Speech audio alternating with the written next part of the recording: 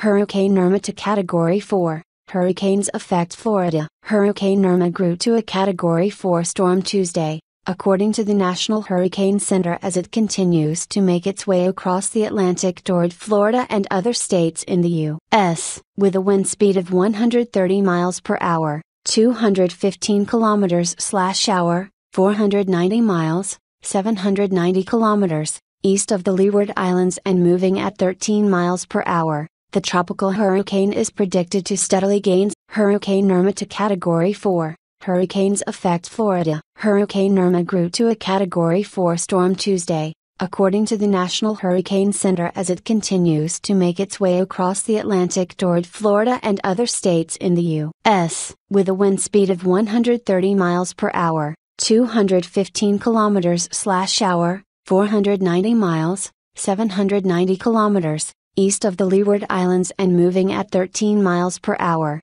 The tropical hurricane is predicted to steadily gain strength as it proceeds west. "We're looking at Irma as a very significant event," said Ronald Jackson, Executive Director of the Caribbean Disaster Emergency Management Agency, The Guardian reported. "I can't recall a tropical cone developing that rapidly into a major hurricane prior to arriving in the Central Caribbean, arriving at a time when the nation continues to reel from the devastation that Hurricane Harvey has left behind." Evan Myers, Chief Operating Officer of AccuWeather, has raised concern over whether the U.S. is prepared to deal with another natural crisis so soon. "This hurricane has the potential to be a major event for the East Coast. It also has the potential to significantly strain FEMA, U.S. Federal Emergency Management Agency, and other governmental resources occurring so quickly on the heels of Hurricane Harvey," Myers said. Ahead of the hurricane, which could potentially dump up to 10 inches,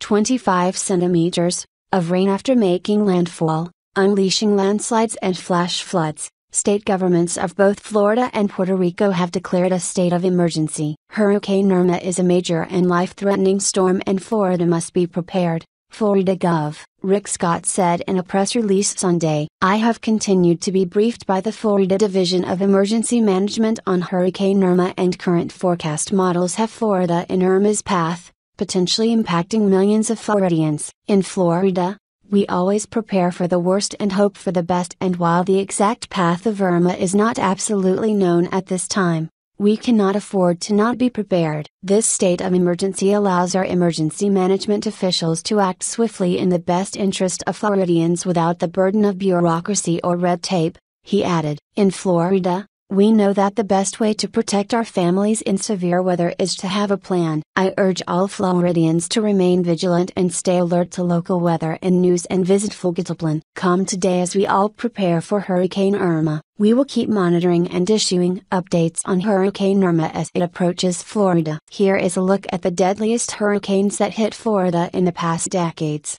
Hurricane Katrina. Hurricane Katrina is the deadliest storm to hit the Gulf Coast in the history of the U.S. It was weakened to a Category 1 tornado when it made landfall on August 25, 2005, with top winds of 80 miles per hour. Nevertheless, it managed to flood homes and streets in South Miami-Dade County, other adjacent areas, and leave more than 1 million people without power. Damages went up to $630 million at the time in Florida, Sun Sentinel reported. Jim Lushine, a weather expert at Sun Sentinel, recalled that horrific day. "The eye of Katrina moved directly to the National Weather Service office in Sweetwater, where I was on duty. Although I had been through the eye wall of Andrew, this was the only time in my 42-year Weather Service career that I ever experienced the calm of the eye itself." Hurricane Wilma. Hurricane Wilma tore through Florida and other adjoining states in 2005, a year when weather forecasters turned to Greek alphabets in the end to name the tornadoes that formed on the Atlantic basin because of their sheer quantity. Out of the 28 hurricanes that developed that year,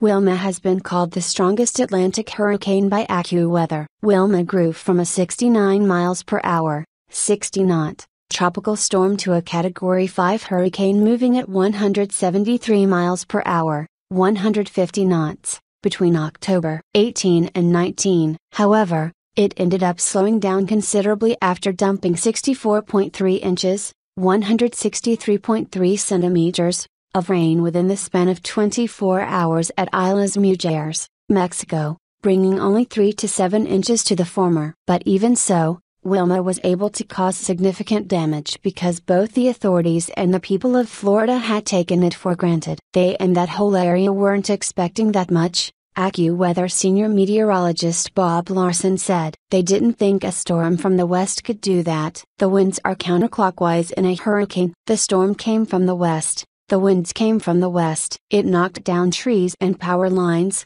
he added. Hurricane Charlie. Hurricane Charlie was a Category 4 storm with winds of 241 kilometers per hour, 150 miles per hour, when it made landfall on Captiva Island near Cayo Costa, Florida, on August 13, 2004, Hurricane Science reported. Property damage in Florida, due to Hurricane Charlie, was $14.6 billion, with 80% of the buildings in the southwest county of Charlotte and 59 schools in Osceola County destroyed, Hurricane Science reported. Hurricane Andrew. Hurricane Andrew was a Category 5 tornado to make landfall in South Florida with 175 miles per hour, 280 kilometers per hour, winds on August 24, 1992. The state of Florida was unprepared for a storm of that scale, which ended up claiming lives of 65 residents and leaving 150,000 to 250,000 people homeless. The deadly storm caused about $26 million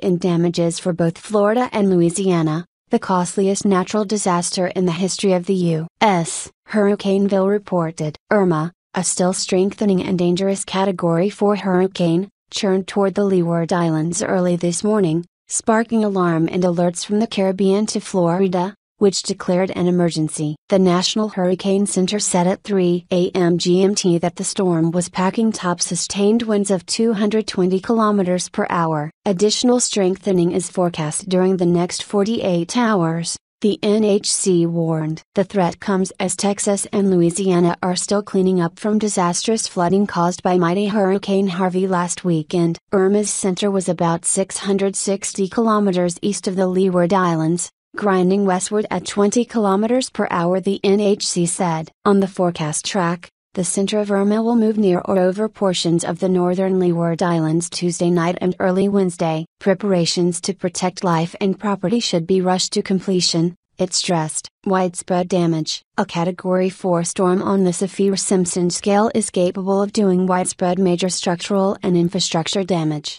It can easily tear off roofing, shatter windows, uproot palm trees and turn them into projectiles that can kill people. Category 4 strength was the maximum attained by Harvey, which dumped as many as 50 inches of rain in some parts of Houston, turning neighborhoods into lakes. Irma is projected to reach the Leeward Islands of the Lesser Antilles chain by late Tuesday or early Wednesday, bringing water levels up to 3 meters above normal levels, rainfall of up to 25 centimeters in areas, and large and destructive waves. In Puerto Rico, a U.S. territory of 3.5 million, Governor Ricardo Rossello activated the National Guard and announced the opening of storm shelters able to house up to 62,000 people. Schools will be closed today. U.S. carrier in position. A U.S. aircraft carrier with a field hospital and dozens of aircraft able to conduct rescue or supply missions has been positioned protectively in the area, according to Alejandro de la Campa of the Caribbean Division of the U.S. Federal Emergency Management Agency,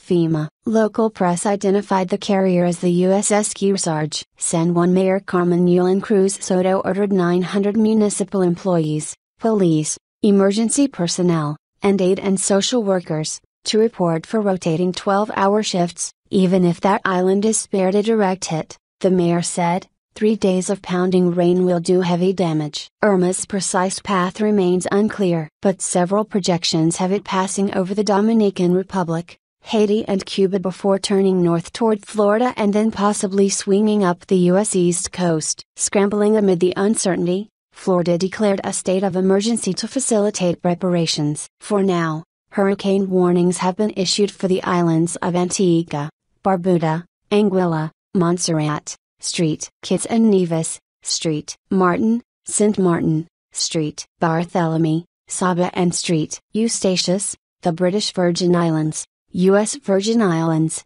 Puerto Rico, Weeks and Culebra. A warning means hurricane conditions are expected in the next 36 hours. Ann Lobbies, prefect of St. Barthélemy, warned the hurricane posed the greatest danger the island had faced in 20 years, with more people endangered in flood-prone areas because of a rise in population. Long queues of people rushed to get batteries and bottled water, while many cut trees around their dwellings and sought to tie down objects and caulk their windows. A hurricane watch, meaning hurricane conditions are possible within 48 hours, has been issued for Guadeloupe. Irma is expected to produce total rainfall accumulations of 7.6 to 15 centimeters across the Leeward Islands, with isolated maximum amounts of 25 centimeters across the northern Leeward Islands. Several Caribbean islands are bracing themselves for the arrival of Hurricane Irma, which is gaining strength and has been upgraded to a Category 4 storm. The hurricane had sustained winds of up to 215 kilometers per hour, 130 miles per hour, and was likely to strengthen in the next 48 hours, the BBC reports. Irma is expected to affect parts of the Leeward Islands, the British and U.S. Virgin Islands and Puerto Rico in the coming days, and may reach the southern states of the U.S. There is an increasing chance of seeing some impacts from Irma in the Florida Peninsula and the Florida Keys later this week and this weekend, the U.S. National Hurricane Center said. Irma's path remains uncertain, but Florida Governor Rick Scott has put his state on an emergency footing. In Florida, we always prepare for the worst and hope for the best, and while the exact path of Irma is not absolutely known at this time, we cannot afford to not be prepared, Scott told CNN. Hurricane Irma comes on the heels of Hurricane Harvey, which caused catastrophic flooding throughout parts of Texas and Louisiana last week.